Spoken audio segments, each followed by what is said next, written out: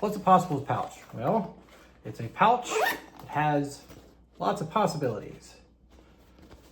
All mine are made out of wax canvas, of course, and they have a thinner wax canvas lining. When I first started making these, it was really important to me that there was a lining on the inside, because I just feel like without a lining it feels kind of unfinished. But to do that is a little bit of a process, because you have to essentially build two versions of the pouch, the outside and then the inside. So I'm working on those today. So I'll show you how I do it. And there's lots of other ways to do it, like everything else, but I hacked together this particular technique, and if you want to use it to make some possible pouches yourself, then cool. So let's check it out. So this is a large possibles pouch. I've got this one.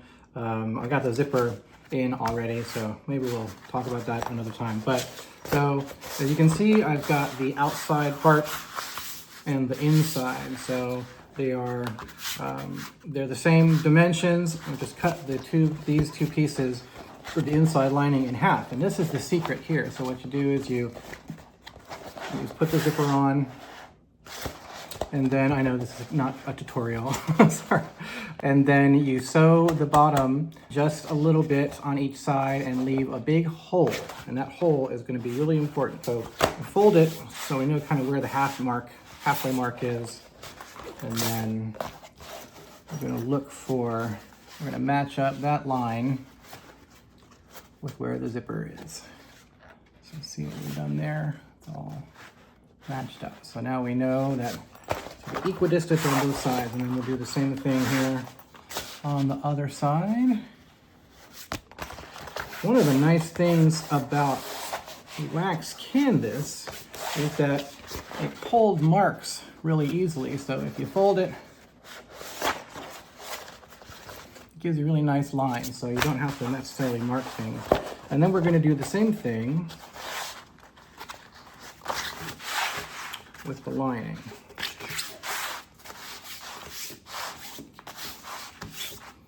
So now, as you can see, we've got, this is the outside, this is the inside, but all inside out. All right, so now we're going to sew all of the sides closed. Let's do that.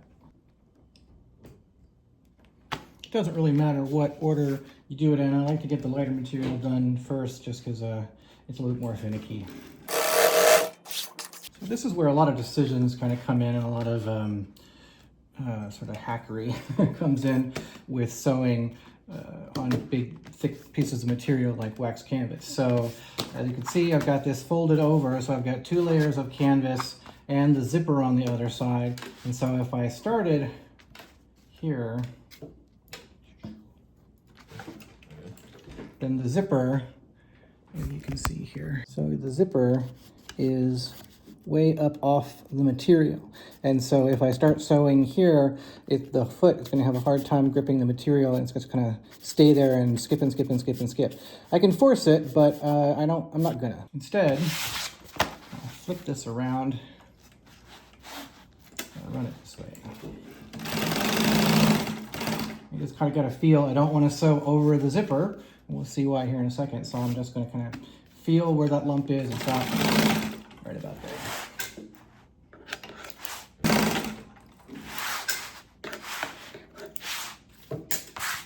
All right, so that's our lining.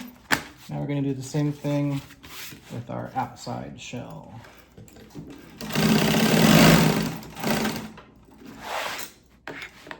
So you can start to see a theme emerging here. We're doing everything twice. So the outside, we sewed all the 4 edges, and then the lining, we sewed all 4 of the edges. So as you can see, we're essentially building 2 pouches. We're building an inside one and an outside one. So now we're going to start adding the leather pieces that are handles. There's going to be a tab on one side and a handle on the other. I try to do these all the same. I don't always succeed, but the idea is that, so here's the patch on the outside. You guys missed that part. The zipper closes this way. So that means that on this side, there's going to be a handle And that'll be a longer piece of leather. It's gonna go like this. And then on this side, there'll be a little tab that goes on the edge there. So, first step is, since this side, the side with the patch over here is the side that has the handle, we're gonna close this side up. We're gonna close this end up that goes over the zipper here.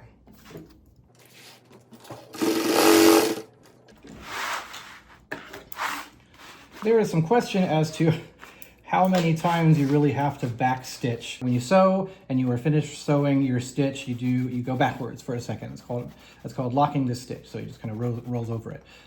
Really, you only need to do that once most of the time, and that reverses it, and that gives it enough bite to hold onto the seam. But since there's a zipper here, I'll go over it a couple times. There's a potential downside though, because the more you do that, the more punctures you get in the canvas. And you can see I use a pretty big needle and that punctures the canvas. So if you do that too much, it starts to make, just make extra holes, and that can make it a little bit weak. Same thing with when leather workers make a leather belt and they are doing the stitch where the leather, where the belt, where the buckle is, they will be careful to only stitch so much, because if they put too many stitches in there, it'll weaken that leather. So same concept. All right, on the other side, we're gonna put our tab. Now remember, we're doing everything reverse, everything inside out. So this is gonna go on the inside. When I do these, I put a little piece of double-sided tape on the inside. That's usually way more way more fussy than I usually am. When I put this inside, when we slip this inside here, so it's gonna go in between the two outside layers. Slip that in there. And you want to try to get that centered where the zipper is. It all needs to be centered. And so the center seam, the center of the zipper, and the tab. And if I don't do the double-sided tape, then when I get the leather in there, it'll kind of twist and kind of separate like that. And that's so when you get on the other side and you open it, it looks like that, and that is not acceptable. So that kind of keeps it in one spot. Same thing there, over it a couple times. Now that is done. So now at this point, we're going to start boxing the corners. And this is where the real magic happens, and this is the part that it took me forever to get my head around, because we're going to take this flat two pieces of, we're going to take these flat pieces of canvas and turn them into a box, a rectangle. All right, this is the fun part, or the annoying part, depending on how you feel about it. So once again, we're going to make creases so that we have a dividing line to shoot against. So another view of this. So we took our flat bit and we're taking just the lining and we're puffing it out. My lining is terrible, sorry. So matching this seam with the crease.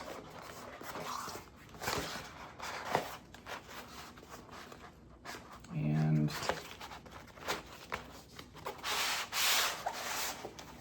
we're laying that flat. And now we're gonna sew across here and cut it. I have concocted many methods over the years of different ways to measure and sew this accurately, because we need to, so the Possibles pouch is going to be 5 inches wide, 3 inches tall, and 9 inches long. So the sides here, this is where we start to get the height of the pouch. So this needs to be 3 inches. So there's math as to how tall the triangle needs to be, and every time I work it out, I forget it right after I did it. But once we get this all nice and lined up, I have made a template. My wife had a bunch of of acrylic that she was going to make some stuff out of and decided not to. So she had some kind of cool, so this is a sparkly one. Got some glitter in it. And I used a little piece of it and cut this triangle, and then I put this groove in it. And that groove is where the seam sits. You can see I sit that, it sits right on top of that groove. This is a common kind of template that quilters use, especially for sewing triangles and blocks and all kinds of stuff to keep things tight and accurate. So what we're gonna do is we'll now make a mark. This is one of those times where we do have to actually mark. And we've got our mark as to where to sew. I'm gonna sew right on that line.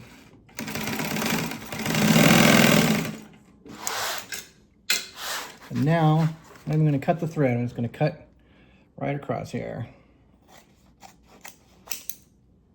And that gives us our first boxed corner.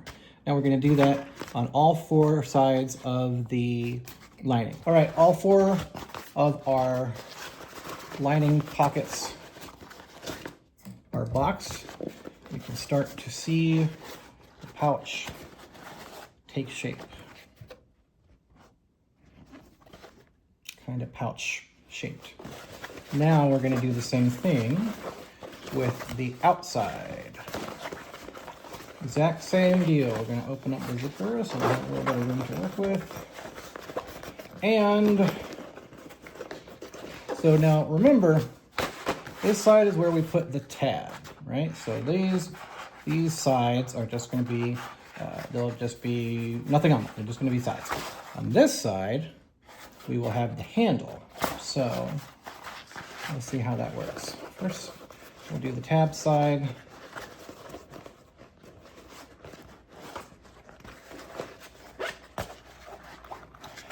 I do the lining first in this particular step because, as you can see, the thicker leather or the thicker canvas is a little bit finicky. It takes a little bit more, so it's nice to have these out of the way, and it's much easier to kind of push out of the way and negotiate around. So now we'll take our template, and we're going to do the exact same thing. We will mark it.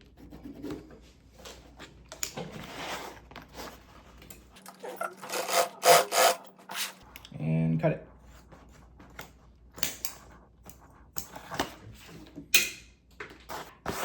Done. Now the outside is starting to be a box. Now, this side, the final step, this is where the handle is going to go. So we've got a piece of bridle leather here. It is about 6 inches long. And let's not use that one. It's got a hole in it. Let's use another one. Let's use this one. So about 6 inches long. Cut that off. Now,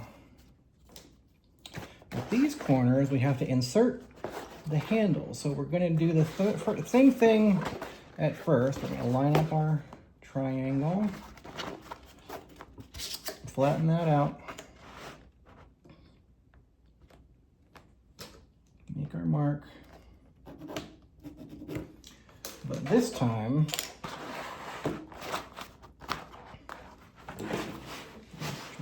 so you can see it here. But this time, we're going to cut it first. Okay. Now we're going to put our handle inside here. Trying not to catch it or anything. Now this is another one where I'm real picky about this being super straight and super centered. So just going to get that centered as much as we can, and then we're going to flip it. I don't do this on everything. I try to avoid this kind of step. It just kind of takes time. But when things need to be centered and held in place, these are called Wonder Clips, by the way, and they're wonderful. All right, so now we will sew. Now that it's in place, And because there's a handle here, we do go back over it a couple times, just for extra measure. All right, so now the handle is in place on that side. Use our template again. Man, this thing is so handy. I used to have pieces of foam core that I would use, but as you can imagine, they lose their structural integrity after a while. So this is much more reliable. And one of the reasons I use the red sparkly acrylic is because it's a lot easier to find, because I'm famous for letting these drop and forgetting where they are. So now we'll cut this one. We'll cut this side. And we're leaving a 1/4-ish inch there. Again, it's not an exact science, but about a 1/4 inch. And now we will reach inside the pouch and we will retrieve the other side of our handle.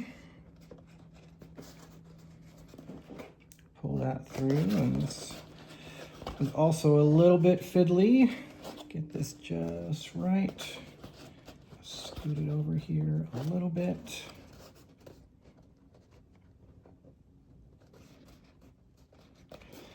Get it relatively centered. You gotta watch a couple of different things here, because you gotta make sure that these edges still stay together and they don't slide over top of each other. So it's a little bit of a juggling act, but that's what we do for accuracy and quality. Okay, so now we'll clip this guy in place.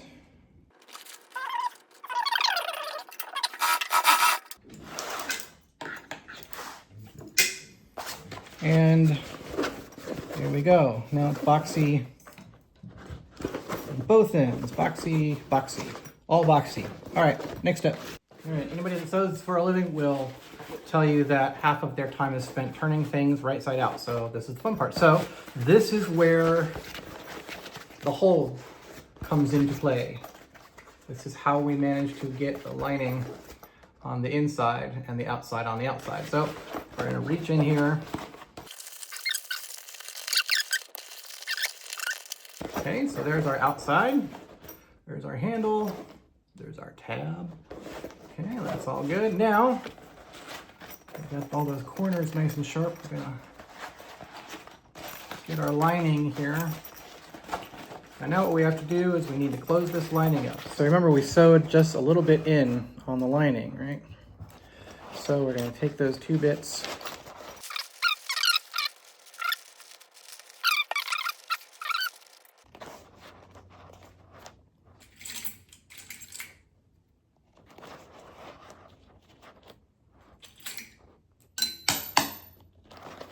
And now we'll sew this. So we're going to start a little bit where we already sewed on the inside so that it's all pretty seamless. No pun intended.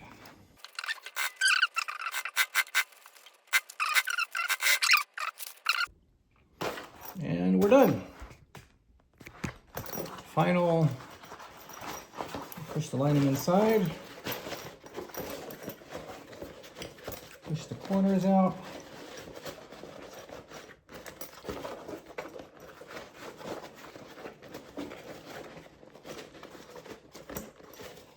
And so now we've got our lining on our pouch.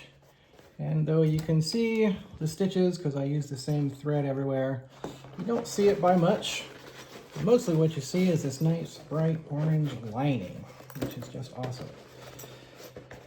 I used to switch thread colors and do orange on the lining just to make it blend in, but that takes forever. So I'm sure no one will hold it against me, and if you do, well, I'm so sorry about that. So now that's all done. So now as you can see why I put the handle at the end, and I've gone back and forth about this a lot, many times, about which end to close and which end to open. And I've arrived at putting the zipper at this end because if the zipper is closed at this end against the tab, it just kind of gets a little bit harder to get to. So The downside having it on this side is that it gets tucked behind the handle, but we have a solution for that. And the solution is a little zipper pull. Let me throw this on here. I've got a brown zipper pull on a black zipper. I know that that's kind of outrageous. But, and now that makes it a lot easier. So that just goes down there. Easy peasy. So there you go. That is a large wax canvas possibles pouch, Meandering Maker style.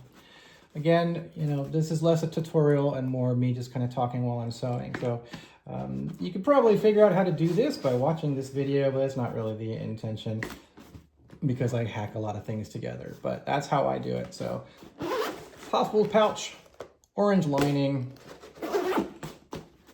done. See ya!